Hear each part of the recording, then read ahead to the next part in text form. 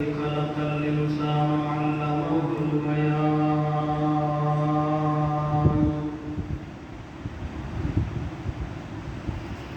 والصلاة والسلام على سيد الإنس والجان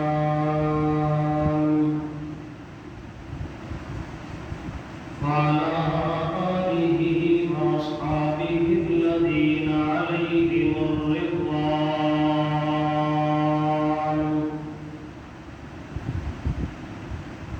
أما بعد فأعوذ بالله من الشيطان الرجيم. بسم الله الرحمن الرحيم.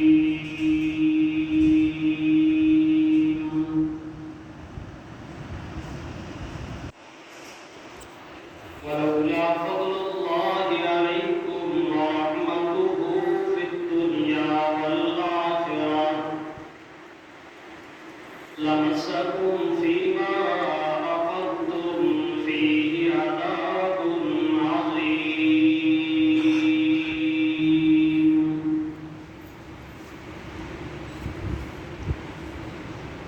صدق الله مولانا العظيم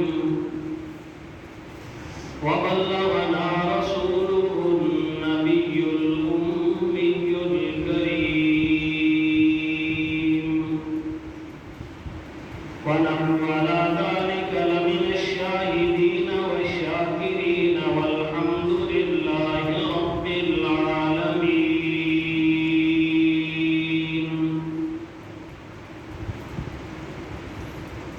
يا رب صل وسلم دائما أبدا على حبيبك خير الخلق كلهم.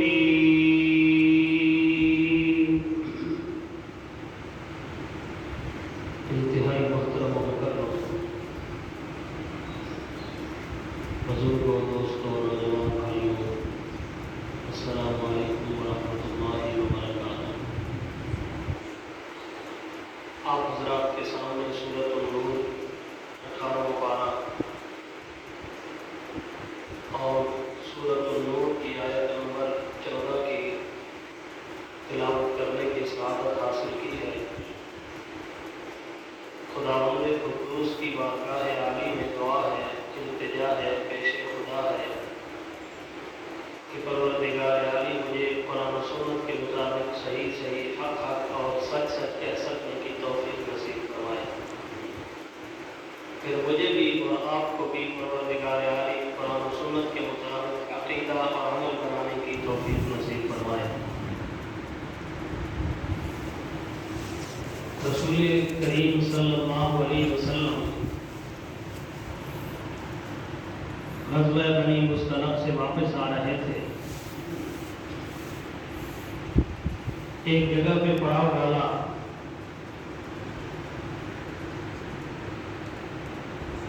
قافلے والوں نے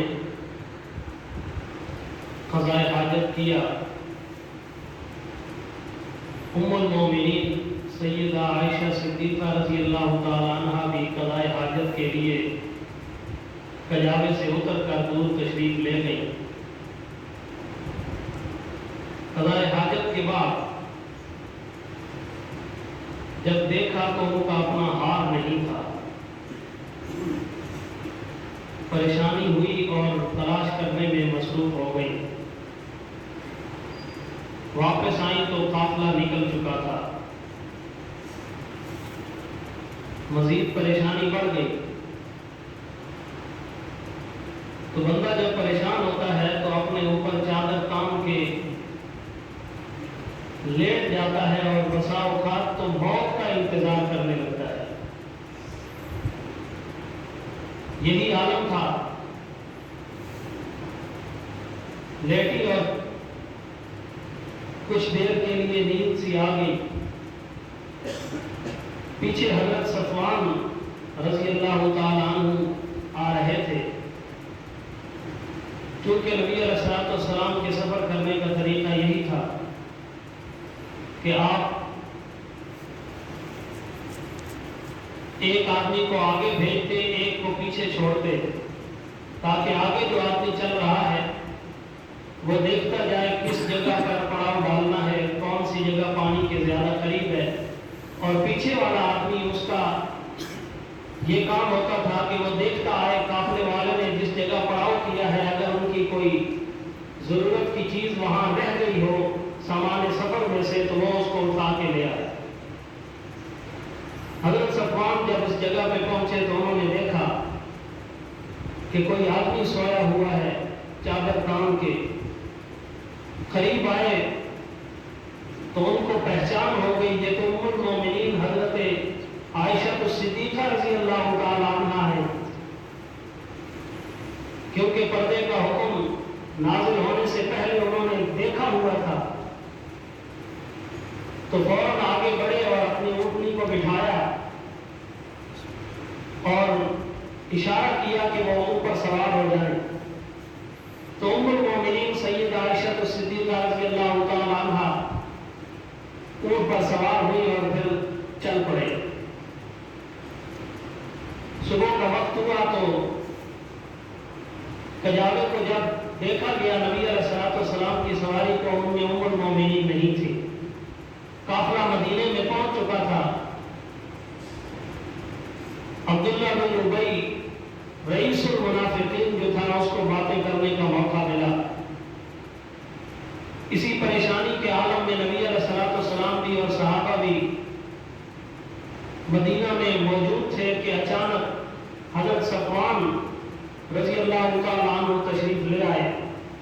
خوب دن روشن ہو چکا تھا، سورج چڑھ چکا تھا، اور انہوں نے آ کے اپنے سواری کو بٹھایا تو ان میں سے کجاوے میں سے حضرت ام المومنین سیدہ عائشہ صدیقہ رضی اللہ تعالیٰ عنہ باہر تشریف لائی اور گھر میں چلی گئی۔ تو عبداللہ بن ابی کو موقع ملا اور اس نے پھپتی کسی کہ معاذ اللہ علیہ باللہ نبی کی اہلیہ نے صفوان کے ساتھ غلط کاری کی ہے۔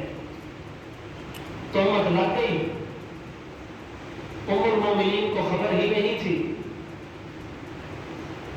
باتیں کرنے والوں نے پھر کی باتیں جو کچھ وہ کر سکتے تھے، جس کے منہ میں جو آیا وہ کرتا چلا گیا۔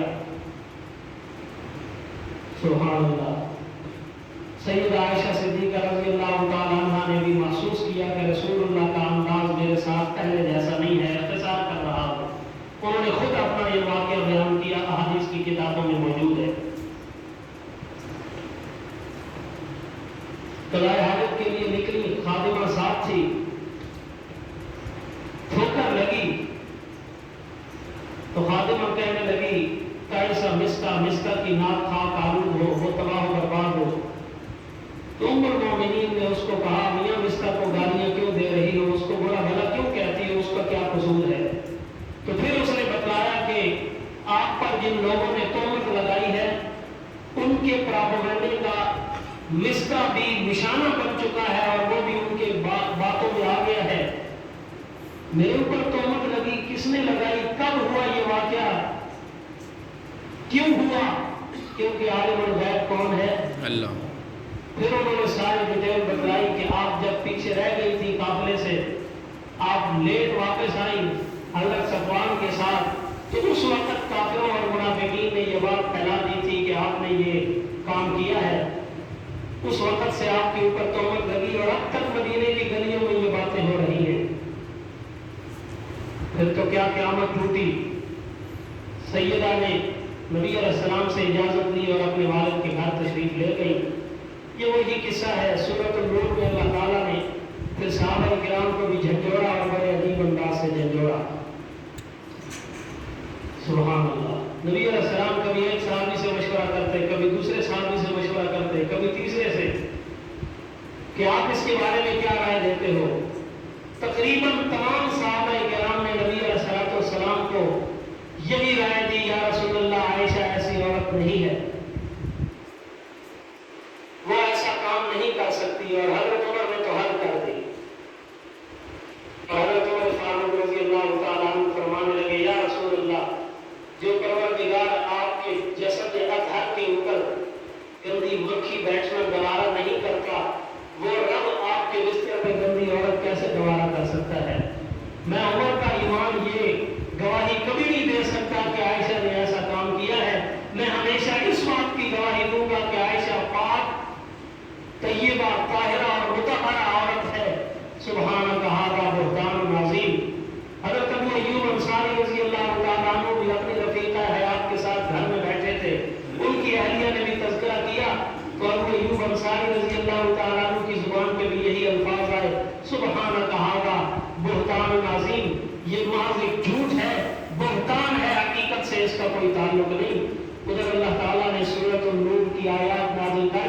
میری اور آپ کی ماں ام المومنین سیدہ عائشہ صدیقہ رضی اللہ تعالیٰ عنہ کی تطہیر کی گواہی دے دی۔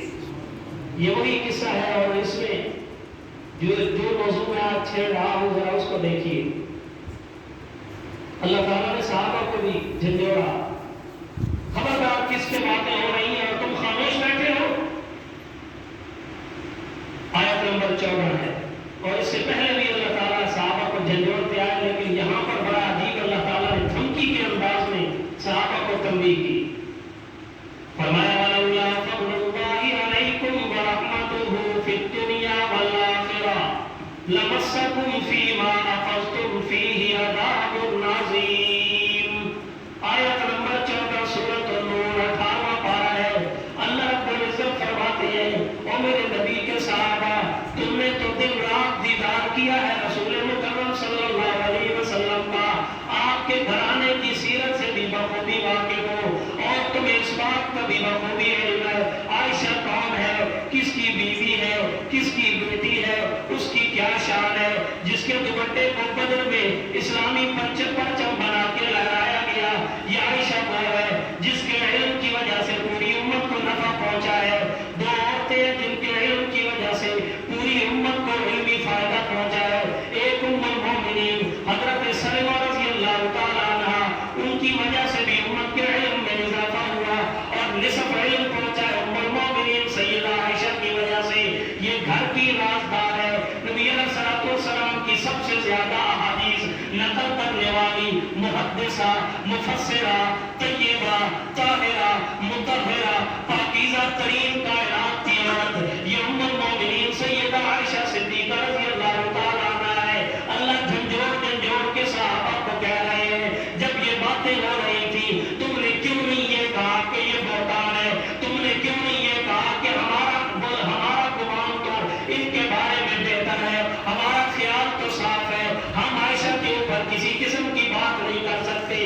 فوراً تمہیں کہہ دینا چاہیے تھا یہ جھوٹا بہتان ہے، عائشہ ایسی عورت نہیں ہے۔ گویا کہ اللہ خود وکالت پہ کرایا، اور اللہ نے اس آیت میں فرمایا لولا فضل اللہ علیکم ورحمتہ فی الدنیا والآخرہ لمسکم فیما اخذتم فیہ عذاب عظیم۔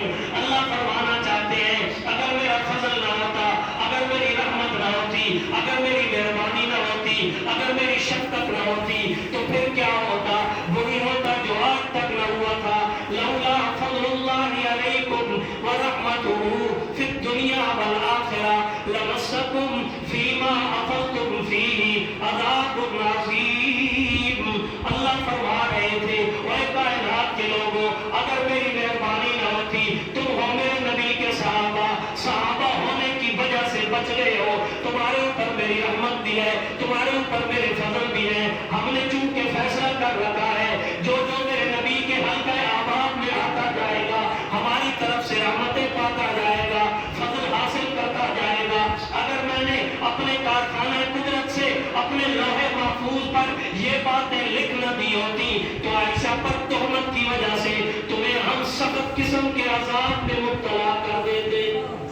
یہ وہ صحابہ ہے جن کی وکالت اللہ خود بھی کرتا ہے، لیکن جب عائشہ کی طہارت کا مسئلہ آیا اللہ نے ان صحابہ کو بھی دھمکیاں سنا دی۔ لولا فضل اللہ علیکم ورحمتہ فی الدنیا والآخرہ، لیکن اللہ فرما یہ رہے ہیں میں نے چونکہ دنیا میں بھی تمہارے اوپر رحمتیں کرنی ہے، میں نے فیصلہ کیا ہوا ہے، آخرت میں بھی چونکہ تم نبی کے صحابہ ہو تمہارے اوپر رحمتوں کا فیصلہ ہے، فضل کا فیصلہ ہے، شفقتوں کا فیصلہ ہے، لہذا ہم نہ دنیا میں عذاب دے رہے ہیں نہ آخرت میں عذاب دیں گے۔ اشارتاً یہ بھی بتلا دیا نبی کے صحابہ دنیا میں بھی باعزت، آخرت میں بھی باعزت، دنیا میں بھی کامیاب، آخرت میں بھی کامیاب، دنیا میں بھی عزتوں والے، آخرت میں بھی عزتوں والے، دنیا میں بھی اللہ تعالیٰ نے ان کی صداقت کی گواہی دی ہے، اور اسی آیت میں بھی آخرت کی صداقت کی گواہی بھی اللہ نے دے دی ہے، آخرت کی کامیابی کا ذکر بھی کیا ہے۔ پھر دنیا والآخرہ، تم چونکہ آخرت میں بھی میرے کاغذات میں کامیاب ہو، دنیا میں بھی کامیاب ہو، اگر ہم نے تمہاری یہ کامیابی نہ لکھی ہوتی، ہمارا یہ فضل نہ ہوتا تو پھر تمہیں پتہ چل جاتا لمسکم فیما اخذتم فیہ عذاب عظیم، تمہیں ضرور ہم عذاب عظیم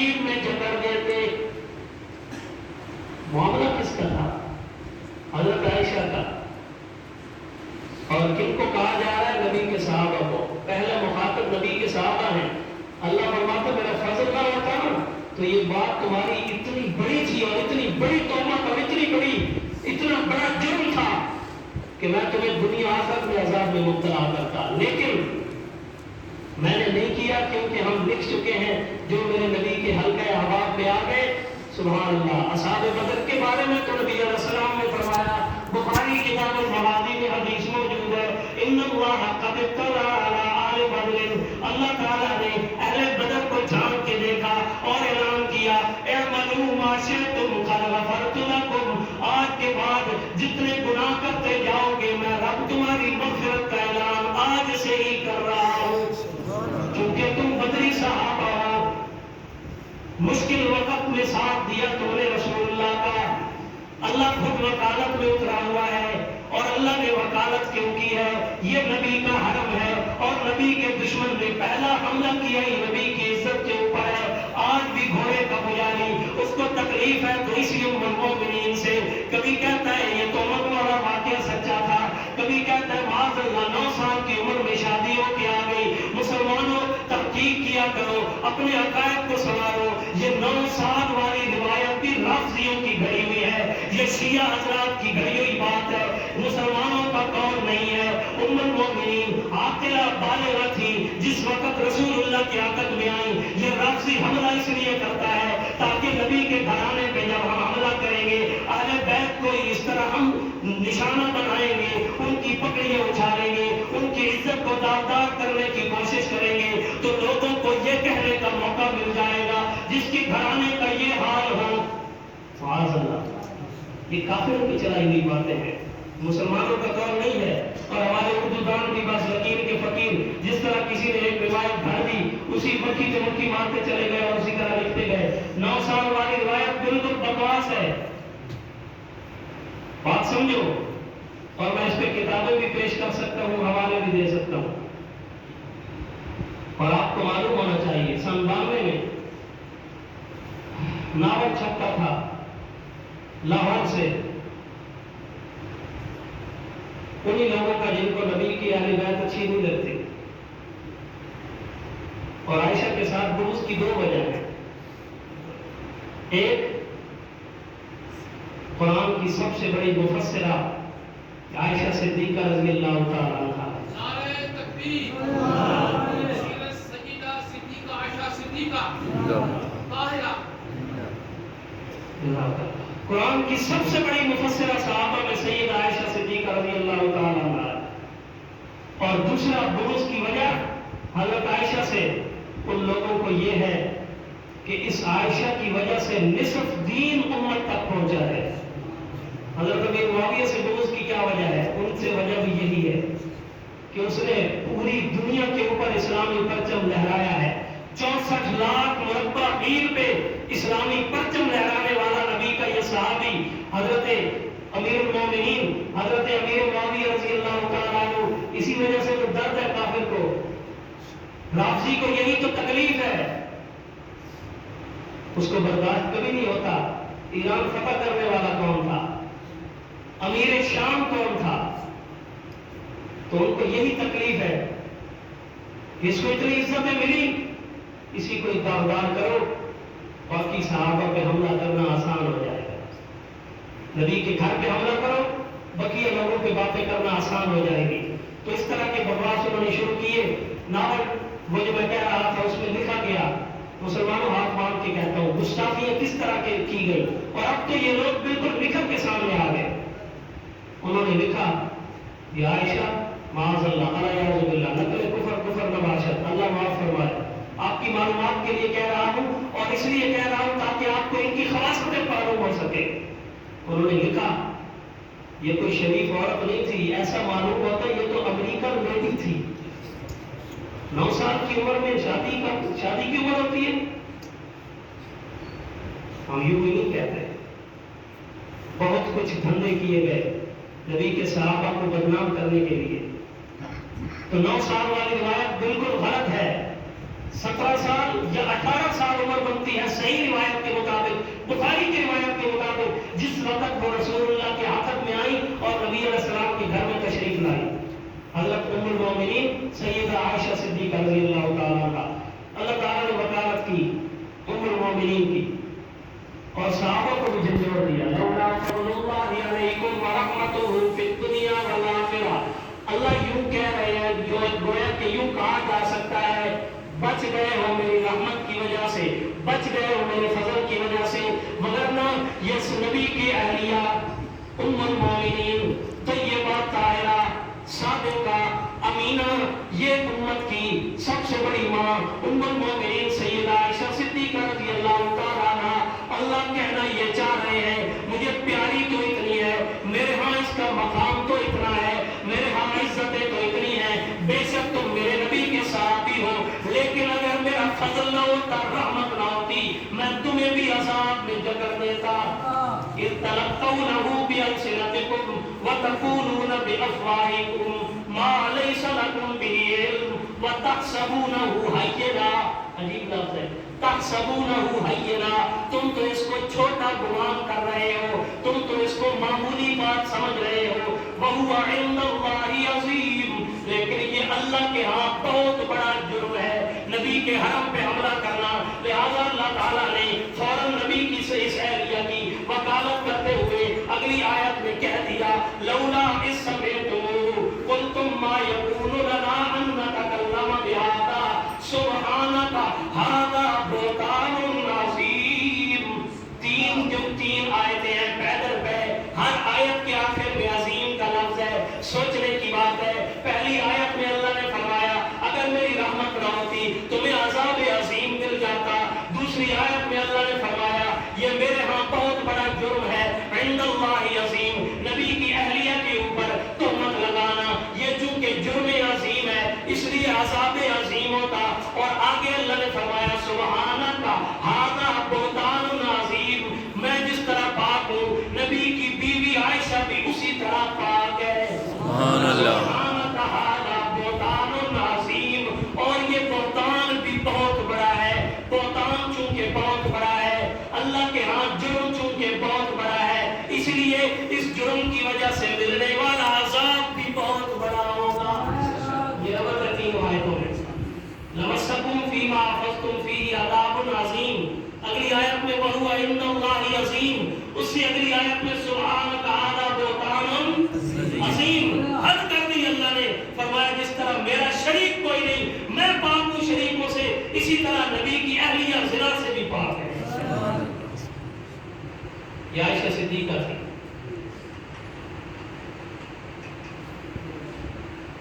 और इसके बाद दूसरा हमला इस हफ्ते में जो हुआ, मुसलमानों के खलीफा अमीरुल मोमिनीन सैयदना उमर इब्न अब्दुल अजीज रहमतुल्लाह अलैह, न जाने दुश्मन को इतनी हमरास उसके दिल में क्यों है और इतना बुग़्ज़ क्यों है कि मुर्दों को भी बख्शने पे राजी नहीं। इस पे मैं इंशाअल्लाह तफसीली बात अगले जुमे पे करूंगा। अभी वक्त तमाम हो चुका है, सीरत आयशा भी अभी चलती रहेगी और सैयदना उमर बिन अब्दुल अजीज रहमतुल्लाह अलैह इनका तारुफ भी अगले जुमे पे कराऊंगा, ये कौन शख्स था। अल्लाह ताला हम सबको नबी के सहाबा